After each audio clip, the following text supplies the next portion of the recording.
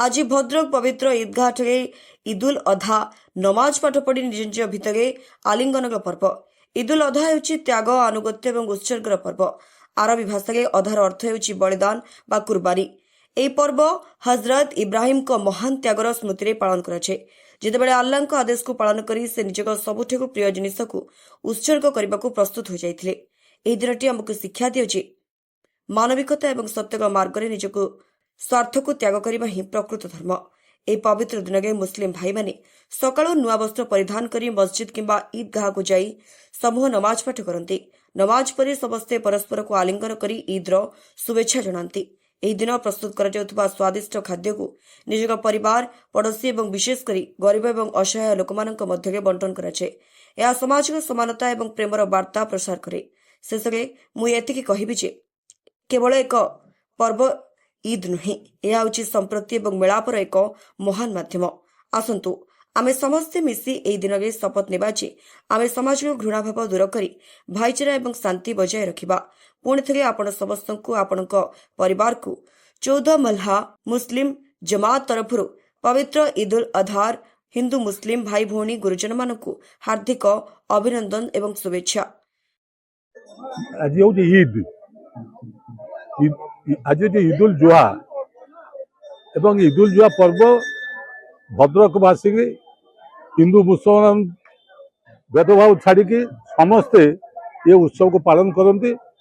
आपण आज देखुवे हजार हजार संख्यार आज ईदगाह किभली नमाज पाठ है। यही नमाज पाठ आम भद्रकर प्राय 47 मस्जिद है। पुणी सरकार बाबा पाखे भी ये प्रार्थना हम।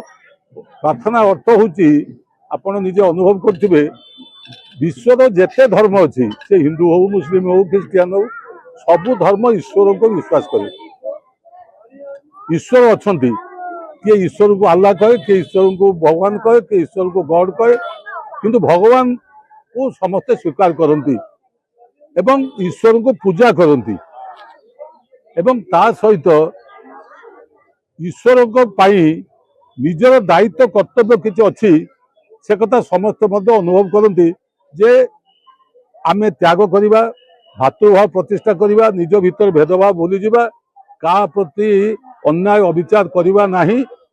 ये मध्य होची प्रत्येक मनुष्यर कर्तव्य दायित्व। जो माने कहती जे आमे होचु भगवत विश्वासी से दृष्टि ये आजिकार जो पर्व है ये पर्व हूँ कुर्बानी त्याग सेवा। विशेषकर आपणकर आम जो इस्लाम धर्म जहाँ अच्छी इब्राहिम अलैहिस्सलाम और इस्माइल अलैहिस्सलाम स्मरण कर जाए जो भगवान बा अल्लाह जो तांको निर्देश देते तुम सबुठारु प्रिय जिनस को तुम्हें सैक्रिफाइस करो बा कुर्बान करो।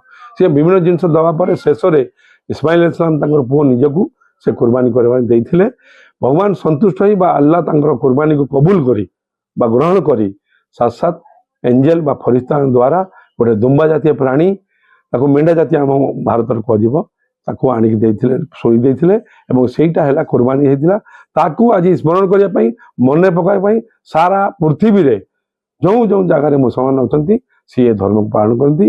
ये अवसर में 2 रकात नमाज पाठ कराए।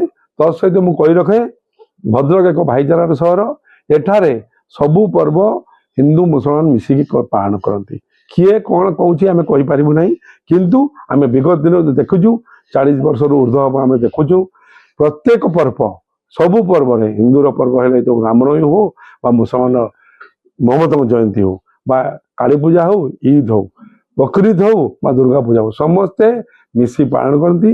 नमाज पाठ पर जमी आमर अच्छी आज आलिंगन करी समस्त समस्त शुभेच्छा दियंती खुशी वार्ता दियंती। सही अवसर में मो तरफ मुस्लिम जमात तरफ भद्रक समस्त मुरब्बी भाई भौणी बंधु समस्त को ईदुल अधा बा बकरीद शुभेच्छा और हार्दिक अभिनंदन जनाऊँ। ईदुल जुहा पर्व उपलक्षे ईदगाह सामूहिक नमाज पाठ कराई पुलिस व्यवस्था कड़ाकड़ी टोटाल जिले में 22 प्लाटून पुलिस अरेंजमेंट कर सहर समस्त सेंसिटिव जगह स्टैटिक पोस्ट कर समस्त रिलीजियस प्लेस गार्डिंग कर मोबाइल पेट्रोलिंग मोटरसाइकिल पेट्रोलिंग समस्त सुपरवाइजिंग अफसर भी अलर्ट अच्छा ଆଉ ସମସ୍ତଙ୍କର ପ୍ରଚେଷ୍ଟାରେ ପର୍ବ ଶାନ୍ତିଶୃଙ୍ଖଳା ସହିତ ହେଇପାରିବ।